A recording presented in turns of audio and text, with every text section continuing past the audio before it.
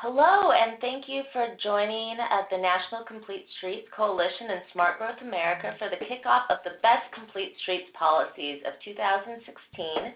My name is Emiko Atherton, and I am the Director of the National Complete Streets Coalition here in Washington, D.C. today. So I want to welcome all of you to joining us, whether it's your lunch or your early morning coffee. We're really excited that you're here for us to discuss our latest version of the Best Complete Streets Policies Report.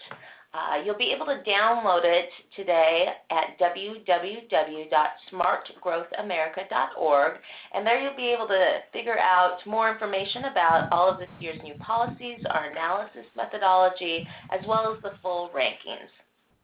You'll also be able to share anything you hear on your webinar today on Twitter at Smart Growth America USA, #CompleteStreets. So the other thing I should point out before we get started is that you can tweet your questions to us.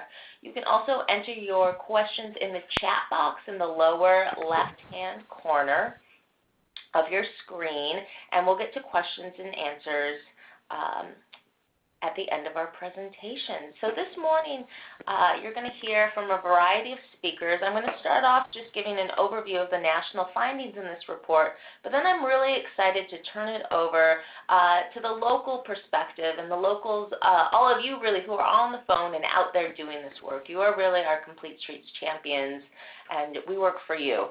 So I'm excited to hear from Ben Weiss today, who is the Bicycle and Pedestrian Program Manager for the City of Missoula, Montana. Jordan Hess, who is a City Council member with Missoula and also the Director of the University of Montana's Office of Transportation.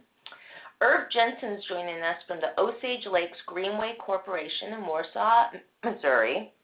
And then we have Regan Stocksell, the Village Manager of Richton Park, Illinois. But before we hear from them, I wanted to start to cover some of our national trends and really the report overview. I think about complete streets is they don't happen in isolation, but they happen in, I think the reason that we've seen such a growth in the number of complete streets policies over the last decade has to do with really addressing some systematic inequities in our streetscape and our transportation network, but also aligning with the trends that we're seeing in public health, in equity, and other disparities throughout the country. So we like to put this in a national context. I'm sure many of you are aware that for perhaps the first time in over 50 years, walkable urban places are gaining the market share over their drivable suburban competition. And this is really, I think we're all seeing this in our housing prices and the cost of property. Really, as real estate values in walkable neighborhoods climbs, what we're seeing is low-income residents are being forced out into areas where these active transportation options like, say, sidewalks, bicycle connectivity, transit aren't as available. And there's really this price divide that's happening in the housing market and in the property market is creating an inequity in people's abilities to walk and bike. And people's health is really suffering as a result. Research shows that people living in dense cities are thinner and have healthier hearts than people living in sprawling subdivisions.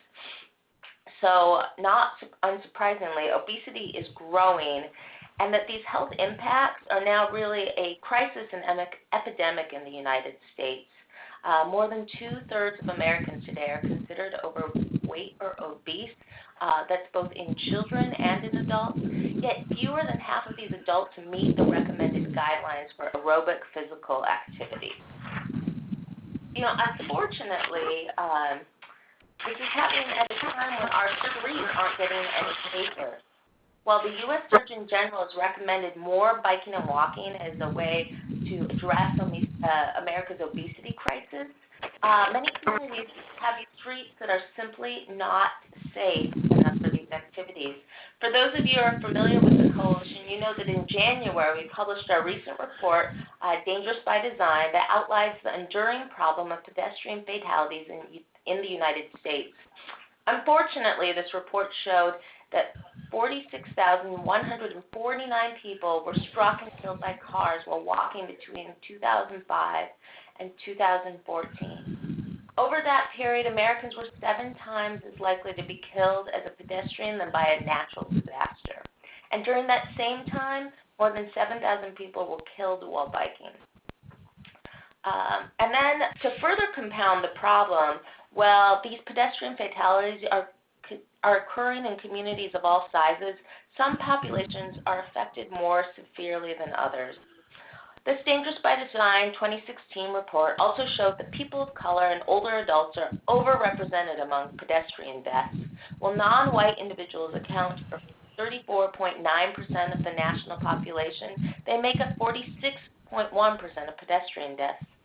Even after you control for the relative amounts of walking among those populations, the risk continues to be higher for some people of color and older adults, indicating that older adults and people of color most likely face disproportionately unsafe conditions for walking.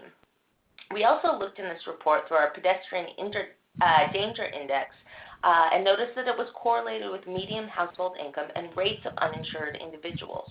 What that means is that low-income metro areas were predictably more dangerous than higher-income ones, and that as median household income dropped, their risk of being hit and killed rose.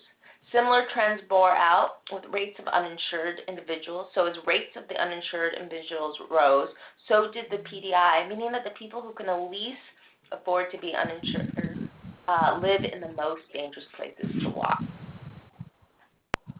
Because of this, we have been seeing a trend really in complete streets policies. We have a growing population of people who both need or want to walk. So we've seen communities who want to make it safer and easier for people to walk, bike, roll, or take transit, as well as drive to get to their homes, their works, their places of worship, their doctor's appointments, and social engagements. And that complete streets is one of the most important ways communities can do this. And the great news is that since the Complete Streets Coalition was founded in 2004, the number of complete streets policies has continued to rise dramatically.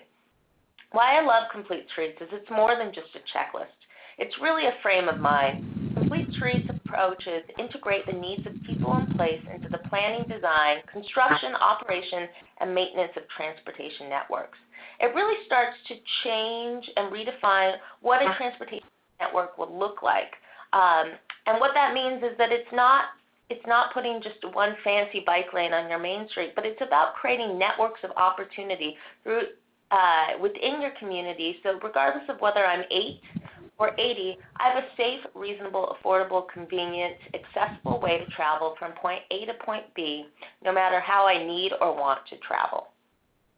It starts to break down the traditional separation from planning from different modes into a way that's really context sensitive, so it meets the needs of a community and really what they want. And it reflects, we don't have a complete streets diagram of what it should look like because it's really responsive to the community. And that's why I think complete streets policies have become so popular over the last 10 years.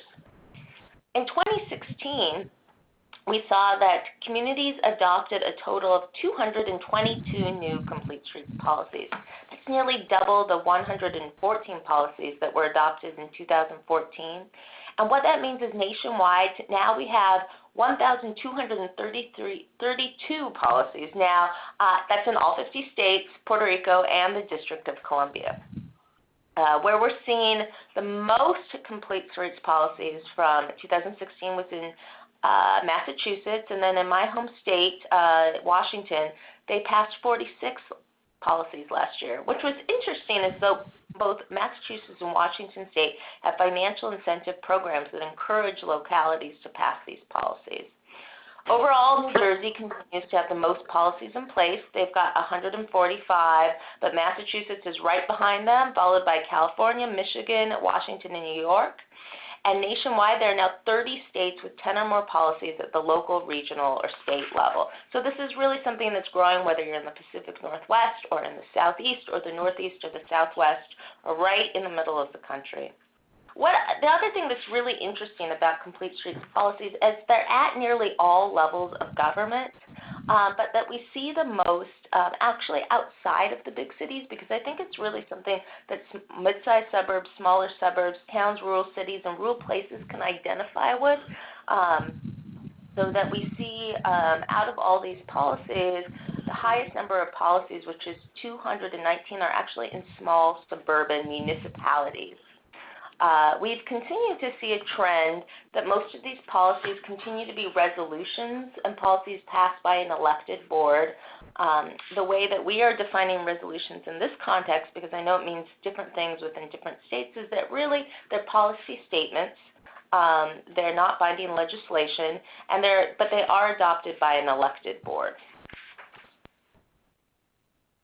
The other thing I'm most excited about is that policy scores have really been improving. You can look right here on the chart in front of your screen, but since 2011, they've only continued to go up, and they've made a monumental leap forward, thanks in part to the large number of outstanding projects passed in Massachusetts. Just for some context, back when the coalition first analyzed policies, which is in 2006, the median score was 34, and that's out of 100. By 2015, the number rose to 68.4, but in last year, the median score for a policy was 80.8 out of 100, which is phenomenal. Before 2012, no policy had ever scored higher than a 90, and it wasn't even until 2015 that any policy scored a perfect 100.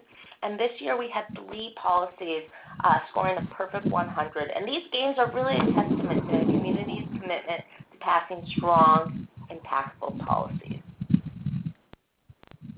The rise in scores in 2010 was really a direct result of an increase in policies that address users of all abilities, more modes of transportation, the importance of building transportation networks, context sensitivity, and design guidelines. They come straight out of our 10 ideal elements of the Complete Streets policies, which is what we can see in front of you. And they're really the elements that we have always recommended for a policy framework. We want our policies to really be driven by the community, but we have found over time that the best Complete Streets policies have these 10 elements reflected within them.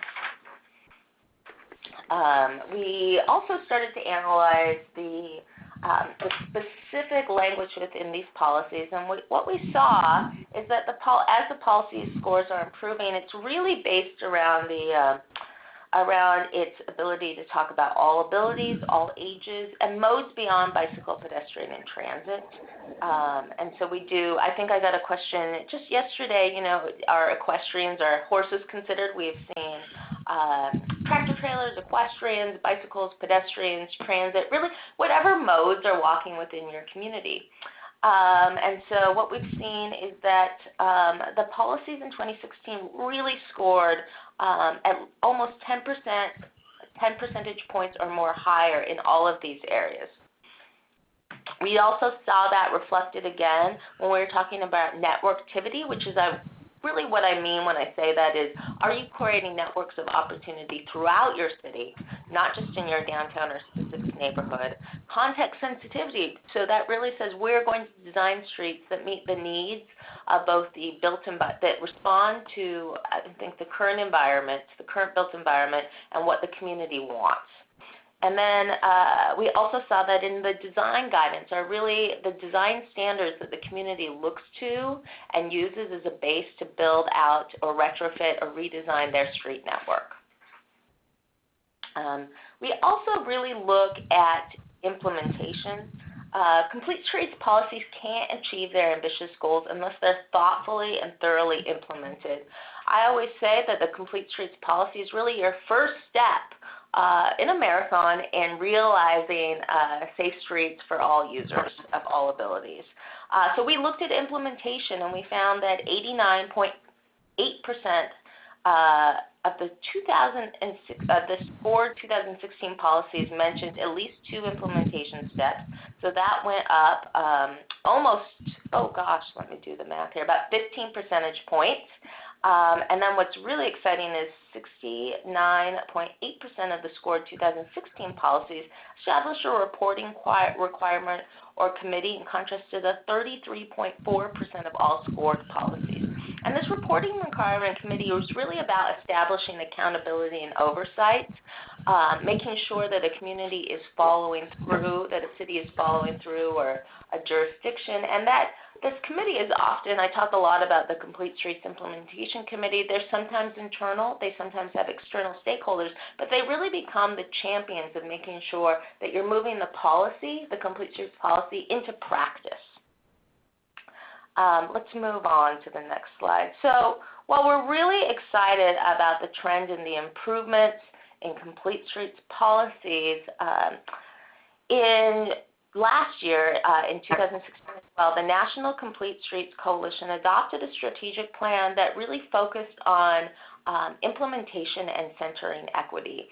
As many of you know on the call, in the United States, we're dealing with a history of the systematic government and private sponsoring separation of, I'd say, people of color through housing policies, through transportation policies, through other financing and banking policies. And what that is resulted is that we have created communities of opportunity when it comes to safe streets, and communities who are really completely cut off from opportunity. And what I mean by that is we have neighborhoods that have been cut off literally by a highway from access to jobs, access to any opportunity, and those are some of the communities that have the worst and most unsafe street infrastructure. Dangerous by Design, our 2016 report, showed that people of color and older adults are overrepresented among pedestrian deaths. And that pedestrian risk is correlated also with median household income as well as the rate of the uninsured. And this is really important because we wanted to start to look at really the demographics of who was adopting Complete Streets policies. So we used data from the U.S. Census Bureau's ECS survey, or the American Community Survey, in 2015, their 5-year estimates to look at the median income and the racial demographics of the communities that passed Complete Streets policies last year. This is really the first time we started to look at what does the character of the community that's passing policies look like. So here we looked at the average racial makeup of communities that passed or updated the Complete Streets policies last year. And we found that they're predominantly white. 6.3% were white, or 10.3% were Black or African American, 0.8% were American Indian, 5.3% Asian, 0.1% Pacific Islander, 4.1% other, and 3.1% 2 or more races. So what does that really mean? How does that compare to the national average? Well, 77% of localities that passed Complete Streets policies in 2016 had white populations greater than the national average of 73.6%. And I mentioned we also looked at income, and we found that the data showed that those policies that were passed in 2016 happened in communities that were more wealthy as a whole in the United States than the national average. The median income of communities that passed or updated a policy last year was about $59,000, which is 10% above the national average. What's even more interesting is that when you exclude Massachusetts and Washington that had the bulk of Complete Streets policies last year, 56% of the localities that passed policies in 2016 had a white population greater than average, and the median income of communities that passed the policies in 2016 dropped to $52,000. And what that means is Washington and Massachusetts are whiter as a whole than the national average, and they also, I believe, might have higher incomes than the national average. So this is something as we go into looking at implementing our own strategic plan. So we have an amount of implementation to do at this committee. What we're really wanting to be doing is, as policies get better, but as we really center equity in our work, we are, and this is kind of a change in how things are going to be doing, re-looking at our ideal elements going forward. So this is the first time we're really announcing that. So I will be sharing further information about after the webinar about when that will be coming out. And so I just wanted to make sure that everyone knew that we want to raise that goalpost for the communities. Like, we're seeing better policies. We are so happy about it, but we want to make sure that all of those policies are setting up your communities for success. But I really want to start to turn it over to the communities who did the amazing work of adopting those best complete streets policies last year. Because policy change is a huge part of making streets safe for everyone. And the policies at the top of this list, year's rankings, are exceptional models for other cities and states to follow.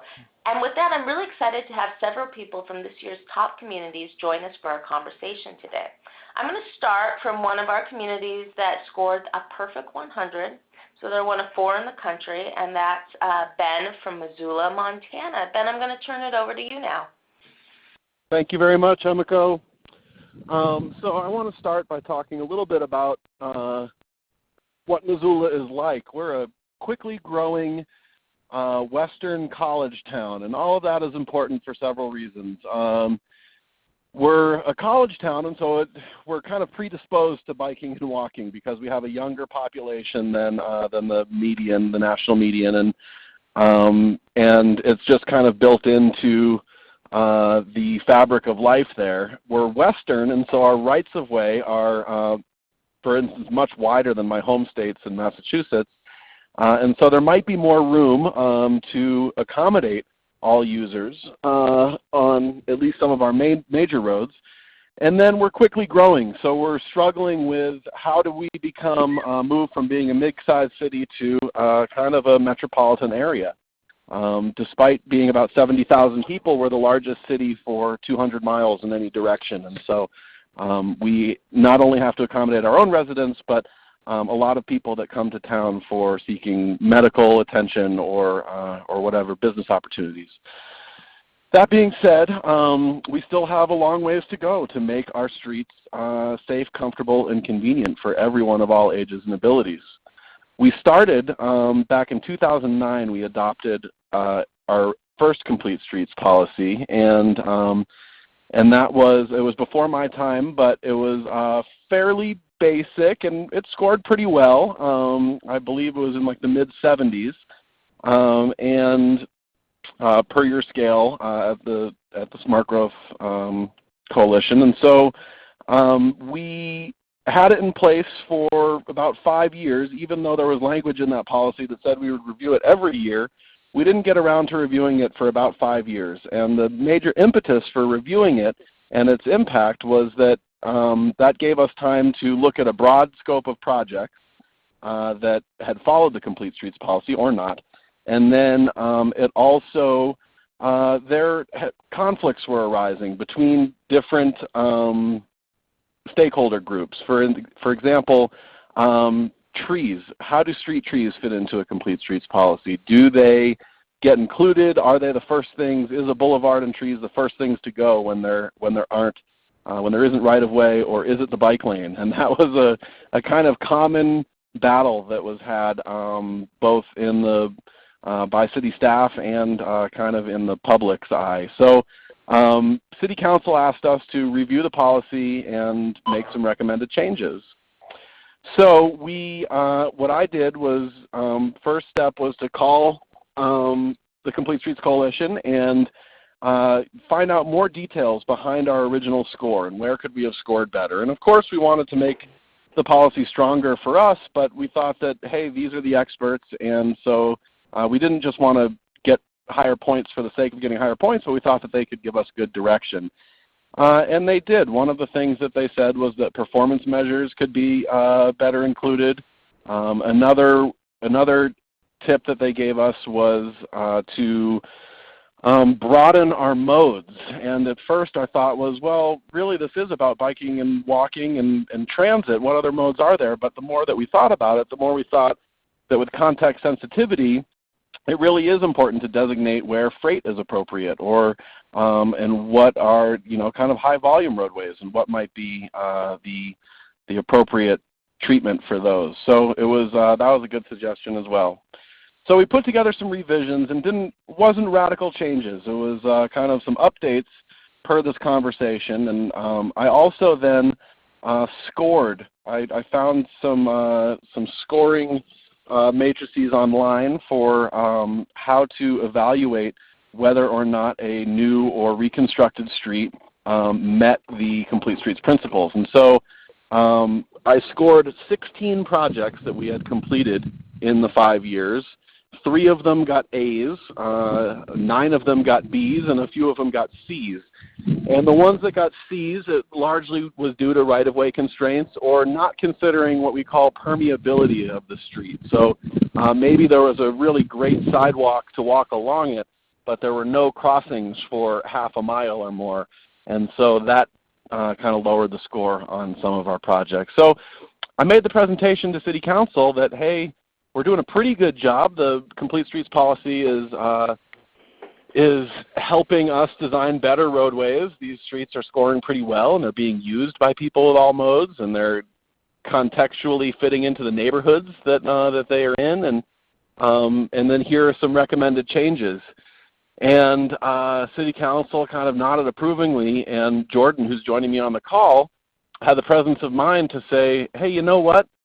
In a couple days, the Complete Streets Coalition is going to release their best of list, and this is a year ago, release their best of list. Why don't we wait to adopt and see what comes out of that report and move from there? And so last year was the first, as Emiko mentioned, was the first policy to score a 100. It was from Reading, Pennsylvania.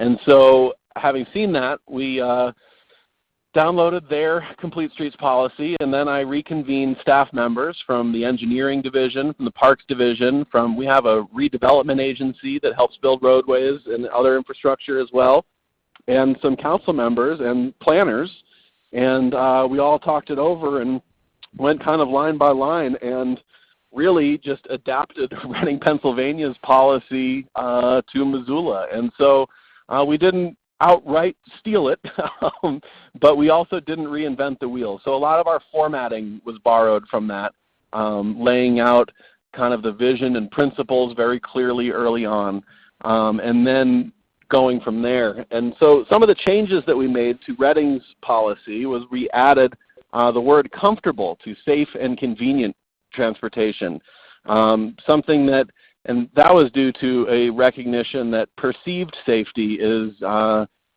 just as important, perhaps even more, to get people out biking and walking than actual safety. A roadway might not have a crash history, or it might be, statistically safe, but if it doesn't feel comfortable for people, then they might not use it. And so that street then might be overly wide, or just it might not meet the goals that we had in mind. So that was a big one, adding the word comfortable in the vision. Another one, in last year's report, they had highlighted Dawson County, Montana, which Montana is a huge state. Dawson County is all the way on the other side. It's rural in character, and they were highlighted as having the best implementation and best performance measures, or among the best in the country. And so we looked at those and thought, hey, we can actually not only take these into account, but we can count even more stuff because we're a slightly bigger area. So we can evaluate the projects in more sophisticated ways. So we took Dawson County, Montana's performance measures and thought long and hard about what could we actually count and what would be meaningful to help evaluate projects in the future. Another change that we made was we changed the review process to every 2 years. So it would be more frequent than the 5 that we had done, but that it would give us a little bit more time to actually see projects be brought through to completion, from planning and design to construction, and maybe even get to monitor use for a little while. So we adopted taking these things, these new pieces. We all agreed as staff that this would be effective and helpful. And we brought it back to council, and they adopted it unanimously. One thing I want to say before I turn it over to Jordan and about the political process was that I don't know that we're going to resolve the conflict through the Complete Streets policy of, do we, if we have too narrow a right-of-way, do we eliminate boulevards and trees, or do we change up the biking situation? And so that will, unfortunately, is still seeming to be a kind of street-by-street conversation that we're having, although the conversations have gotten a lot friendlier. And so with that, I want to introduce my colleague and sort of boss, Jordan Hess.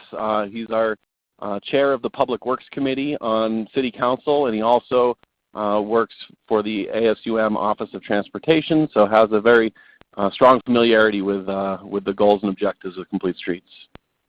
Well, thank you, Ben, for the introduction and for giving such a good rundown of our policy. So I just want to briefly touch on a few things from the council perspective with regard to our policy. And I guess first of all, our growth policy and other key planning documents have a focus inward strategy that promotes infill and redevelopment within the community rather than greenfield development.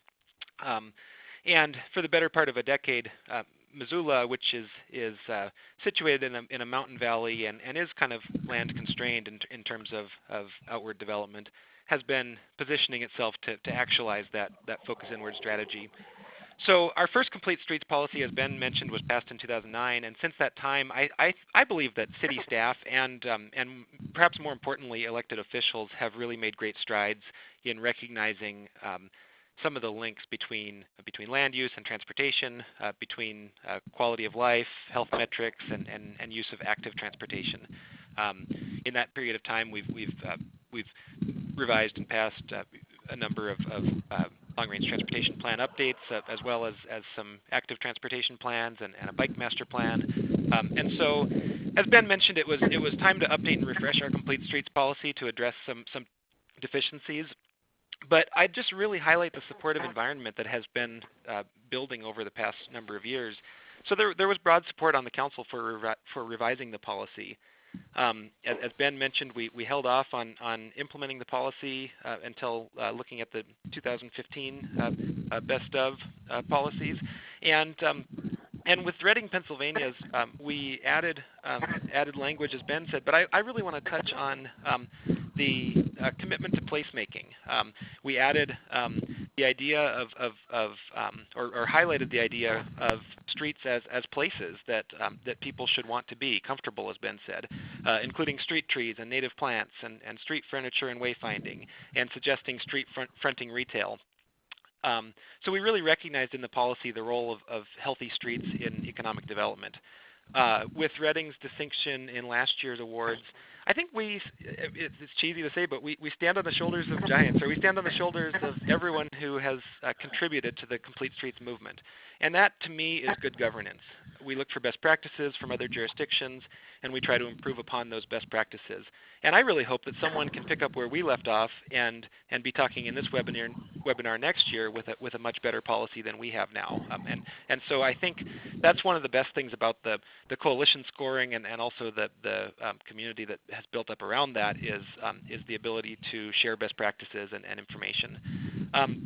Internally, one of the keys to the success, I think, of the implementation is promoting collaboration between agencies. In a city government environment, departments can get siloed, and sometimes it can certainly feel like the left hand doesn't know what the right hand is doing.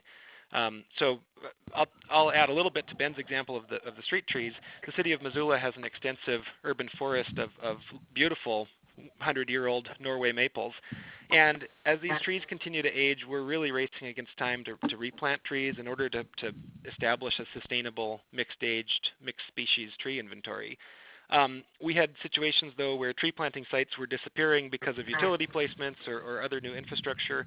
So just including that specific language about interdepartmental communications, I think has made headway in the implementation side of things. And lastly, I want to mention that at the project level, we do sometimes have challenges affirming our resolution. Specific projects, especially those that remove parking or other things that they can become political processes. But I think the importance of the policy is that we establish a decision-making framework, and we try to stick with that framework. And so, sure, every project is context sensitive, but we've got the framework by which we make the decisions. So again, thanks for the opportunity, and I will turn it back over to Emiko. Thanks so much. That was great to hear. As I mentioned in my opening remarks, communities like yours, council member, are really, I think you said, you stand on the shoulders, but we're hoping that I think that you will inspire communities this year to pass outstanding policies. So what's interesting is that in addition to helping people place stronger policies, we also want to make sure there's a wide diversity and variety in the communities who are passing policies. So with that in mind, I want to welcome 2 communities who actually aren't in our top 10 this year, but are really working to protect and create safe streets for everyone to share in over-impacted populations that passed policies last year. So we have 2 people on the phone today I'm so excited to introduce. Irv Jensen is here to talk about complete streets in Warsaw, Missouri, and then we have Regan Stocksell, who's going to talk about complete streets in Richton Park. Irv and Regan, I want to welcome you both. Irv, I'll turn it over to you first. Thank you, and thanks everyone for your time today. As you see here, I'm Irv Jensen with Osage Lakes Greenway Corporation. We are a nonprofit group that we established a few years ago to help build, develop, and promote our complete streets and our trail system throughout the area. We kind of bucked the trend, if you will, in terms of who we are and why we're interested in complete streets. I guess you could argue that we were complete streets before complete streets were cool because we were using it as a tool to help grow our community. Just to introduce you to who we are and where we are, Warsaw, Missouri is kind of in it's on the border of the southwest side of the state of Missouri. We are the meeting place of what we call Missouri's Great Lakes. To the north of us, and you'll see that on the chart, to the upper side of the slide, that is Truman Lake. Truman Lake is a U.S. Army Corps of Engineers lake that is actually the 59th largest lake in the United States and the largest lake in Missouri. And the river below that is actually the tail end of the Lake of the Ozarks, which most people are familiar with in Missouri. We're the west side of the lake. The dam separates the two, and Warsaw is the community that's nestled down there in the corner. Contrary to some of the others, we were, and still are to some degree, considered a severely economically depressed area. It is a city of 2,000 people. It is a city that is very poor, older. Obesity rates were extremely high, and we had all this natural beauty of the pristine lakes and water and everything else, and woods and wildlife there. But our biggest problem was that we couldn't get to it. There was no way we could access the natural environment.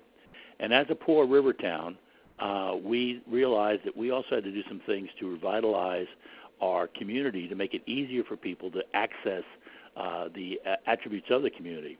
So I have a series of slides that are some before and after, because we've been doing this now for about 15 years.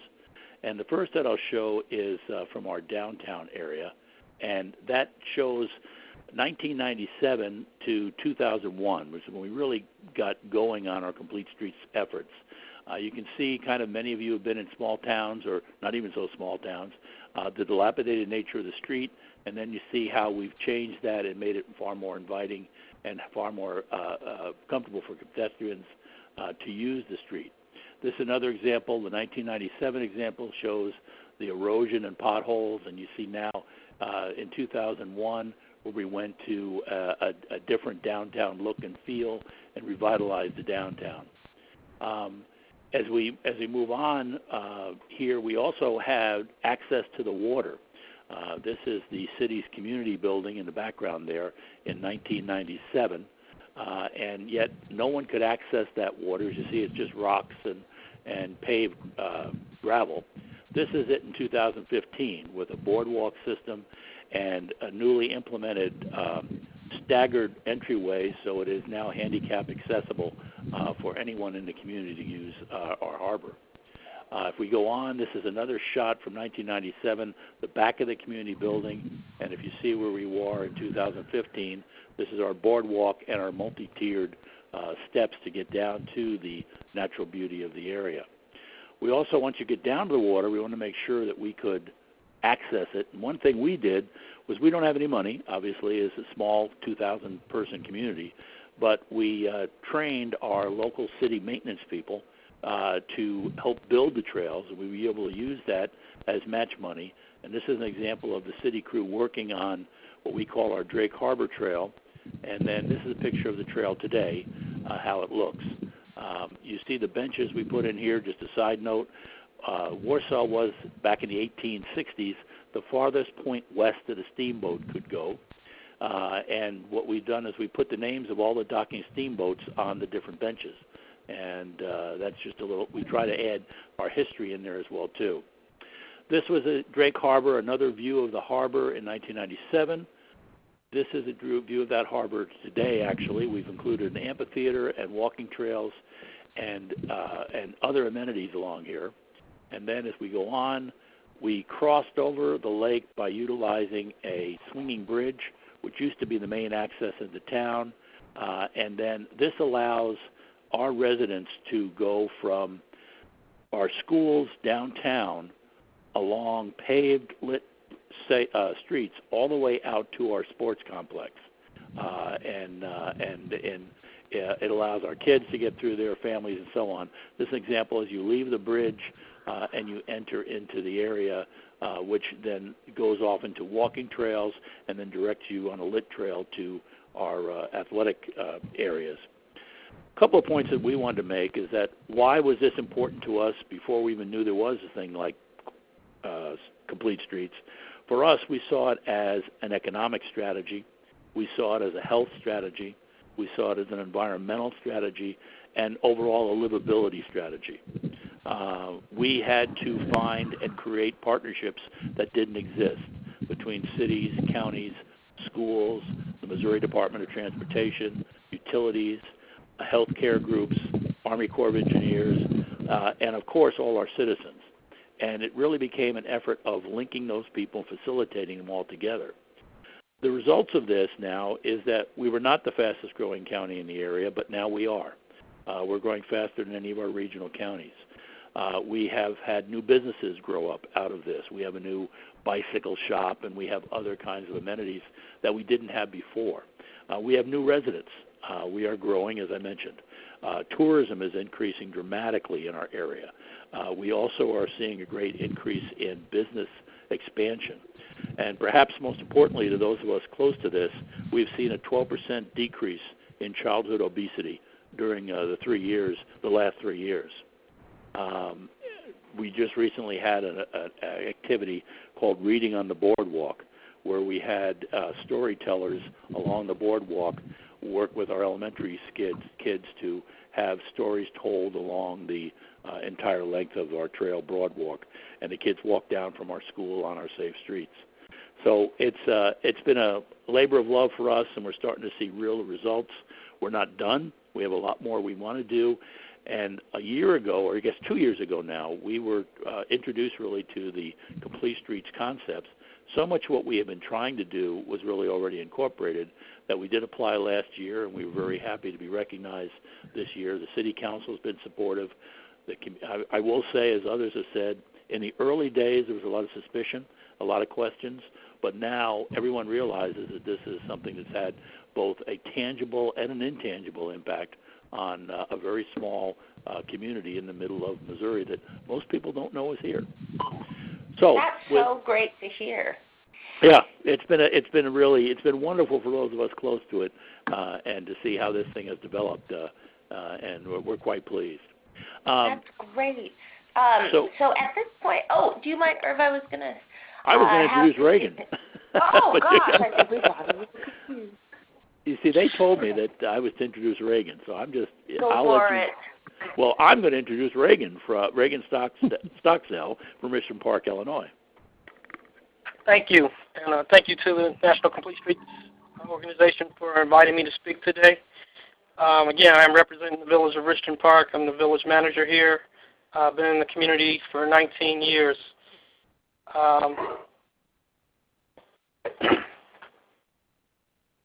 Excuse me. Just a little bit about the village of Richton Park. We are a south suburban community of the city of Chicago, about 26 miles from downtown Chicago. We consider ourselves to be a small suburban community, though not as small as the previous speaker, at about 13,600 residents. The village was originally established in 1926. The major employment at that time was the conversion of a railway to electrify that system, which was known as the Illinois Central Railroad. And now that rail line is used as a commuter rail line to the employment sector in downtown Chicago. Richton Park is most known for, from a historical perspective, Sauk Trail, which is the major arterial road in the community, was used by the Potawatomi Indians for travel from Iowa to Ohio. And it's also known as being a part of the Underground Railroad system. So how we got involved with the Complete Streets policy, the Cook County has what's called the Healthy Hotspot Initiative, and it was to promote healthy living in communities throughout Cook County. And they partnered with a local transportation group called Active Transportation Alliance, formerly known as the Bicycle Federation, who is proactive in promoting healthy living through cycling. And so through the attendance of various regional meetings, we were approached by the Alliance to see if we were interested in possibly establishing a policy on behalf of Richton Park. And based on the things that we've been working on, it made sense to go through this effort and that we could use as a guide to help us as we move forward with development activity, but also as we are working through our capital improvement plan, we are identifying areas where we can make complete streets or implement the policies that have been adopted to make the community, more multimodal friendly. Richton Park is a traditional suburb in that for the most part, you need a car to get around to access the resources that are available in town, as well as surrounding communities. And it was established as a bedroom community, so you often have to travel outside the community to get to things, whether it's recreational or service needs, or shopping, or whatever it may be. And the neat thing about it is that there's a lot of things to access that are in neighboring communities. For example, community to the north of Richton Park has a bike trail system that connects from Indiana to western Illinois to one of the state parks. There are a host of forest preserves in all of the neighboring communities, and at present we don't have a way to access them through walking, biking, or running. And so, again, this policy just made sense for us to implement to help us guide in our future efforts with road enhancements that we will be considering these things.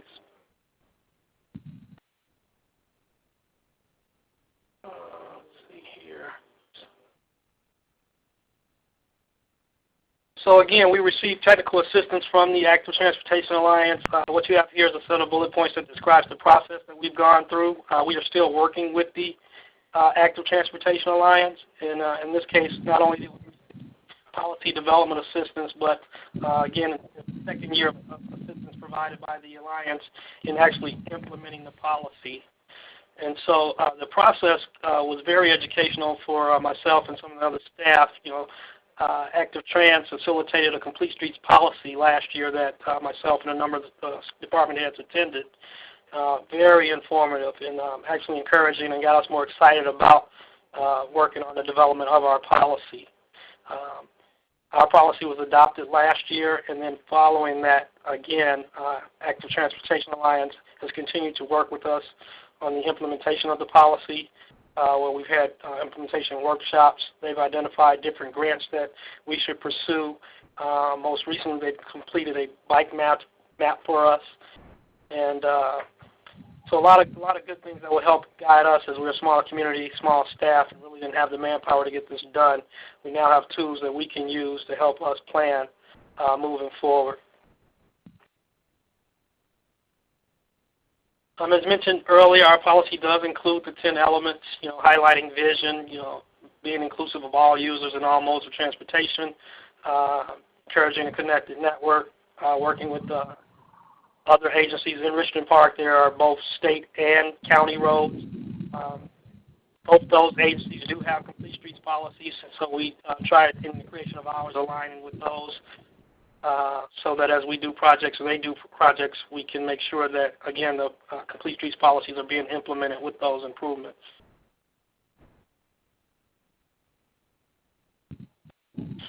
To point to the steps we're encouraged with the steering committee, which was inclusive of some of our elected officials, our public works staff, village engineer, police and fire. We actually reached out to some of the local high schools to have students involved, and we had our economic development staff on board.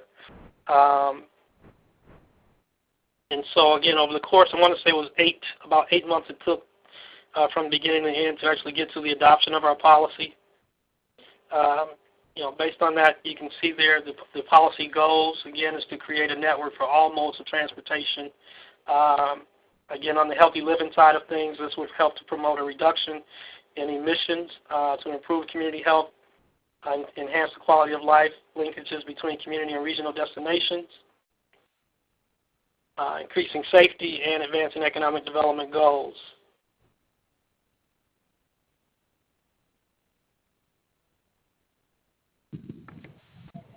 Excuse me for the pause there. And again, the committee was set up in an effort to be inclusive, to keep everyone involved, as many people as possible in our community, to be a part of the process, so that once the policy was adopted, it would be mutually accepted by citizens in the community.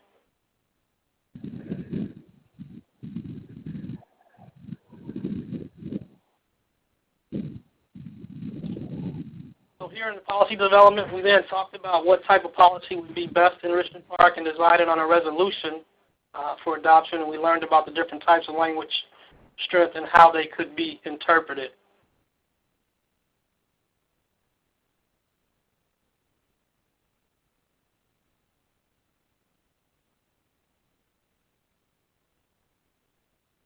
So for approximately 3 months, again, there were meetings that we looked at different policies from around the United States. We looked at a lot in some of our neighboring communities in particular. We know many people that have done the hard work, and we took out pieces from multiple policies to create each element of our own policy. There were times when we didn't like any other sample we had seen, so we turned over to the internet to find something that would work in Richton Park. I'd like to note that policies aren't meant to be a cookie cutter. You have to find what works for your community because every community is different, and one policy won't work for everyone.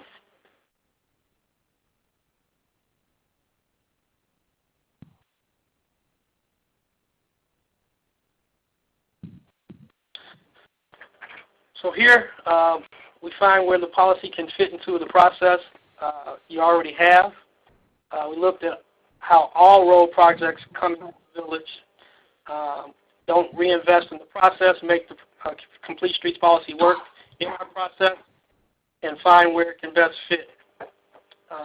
We found that a policy that doesn't work in reality doesn't work on paper.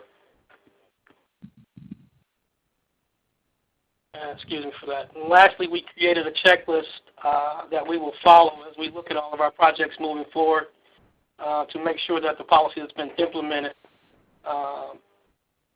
is being used.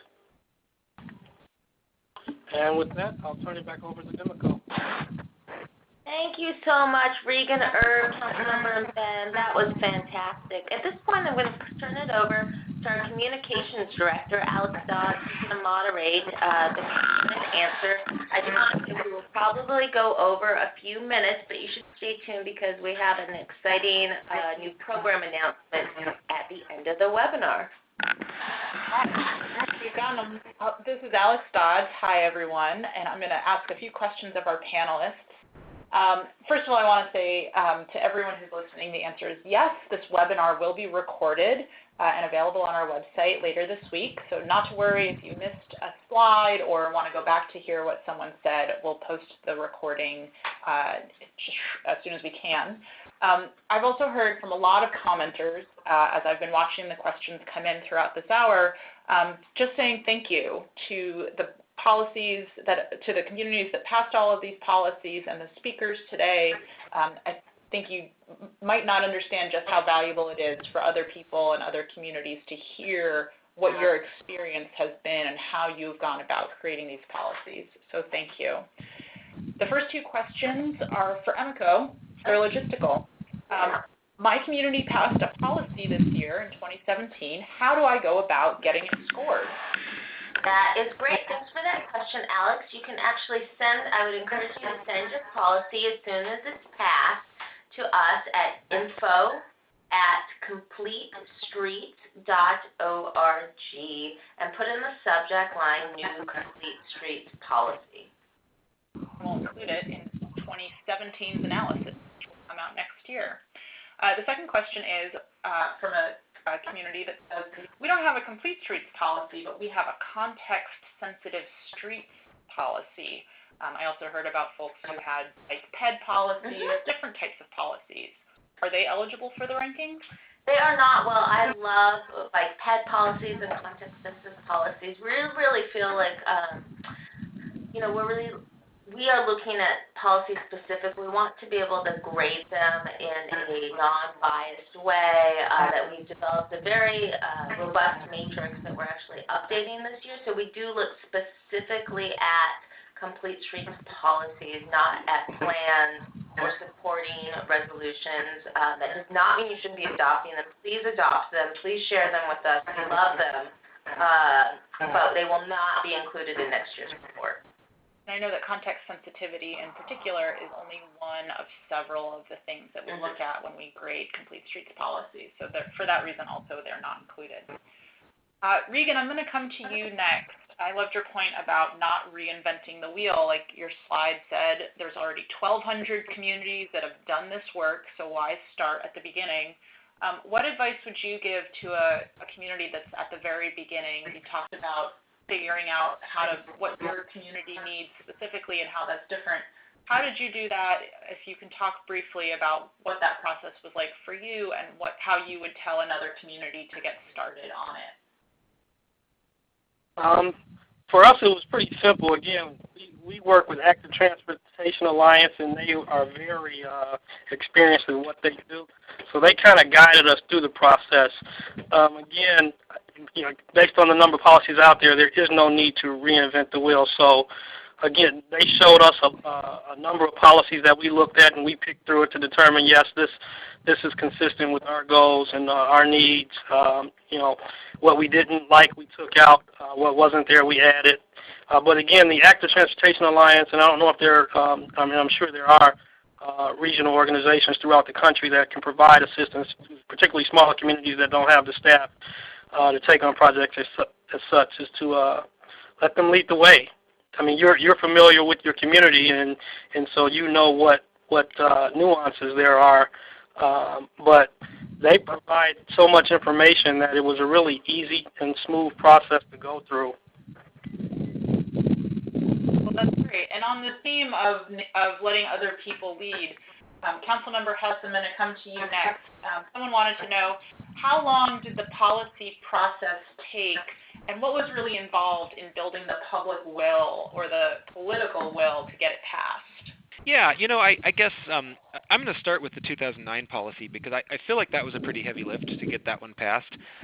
At the time, there were a couple of different advocacy groups that were pushing for it, and I don't have the vote in front of me. That predates my time on the council, but I know that it certainly wasn't unanimous. So in a sense, really, it was years and years of building support and reinforcing that, and I remember one project in particular under the old policy where the council was bickering over whether or not to include complete streets elements in a project that was that warranted the elements, and I felt like we were just voting on a project by project basis to either affirm or not follow our policy. So that was really a big part of the next time around was being much more thoughtful and deliberate about the applicability of the policy and when exceptions are warranted, that's I guess that took a little bit of time to go through that, but really it was not a terribly long process, a couple months, but with plenty of downtime, and a good working group that would get together periodically and do some research, but that foundation having been built, like I said, over the years under our 2009 policy. Right, and I'm sure one of the partners that you probably worked with was the state DOT, at least in some regard. We've gotten several questions in about working with the state. And is that something that you could talk with? How has the Minnesota State DOT contributed to your efforts, and what advice would you give communities that have who struggle with the state DOT or aren't quite on the same page as their state DOT? Sure. Yeah, our state DOT has, it's similar to a lot of other municipalities where they sometimes have different objectives with regard to state routes through town, and it's a push-pull. I mean, I'd say we have a really good working relationship with the DOT. It's certainly we certainly test each other. I mean, the city pushes and the state pushes back, and I think we have learned how to work well together and to compromise on various design elements. A great example of that is that the state used to have I believe it was a 12 or 12.5 foot lane width standard, and the city adopted their own lane width standard, a 10-foot lane width standard, and we've worked it out. So on state routes, we usually compromise somewhere in the middle, and on city routes, we go down to our standard. And so it's a push-pull, but it's a positive relationship. And I think the best advice I can give is to point to some of the guidance from FHWA on safety and on complete streets as well, and try to feed that back to the state, and just it's a constant education and communication effort. Yeah, well, that leads us into a really great segue to another question that we've got, which is about neighbors and specifically neighboring communities. And I know Irv, the project you have been working on deals a lot with your neighboring communities. Could you talk a little bit about how you've worked together with them and how you've of your skeptical neighbor communities about the work that you're doing? Well, we've been always talking about partnerships and coalitions, whether it be with the citizens, the communities, or DOT.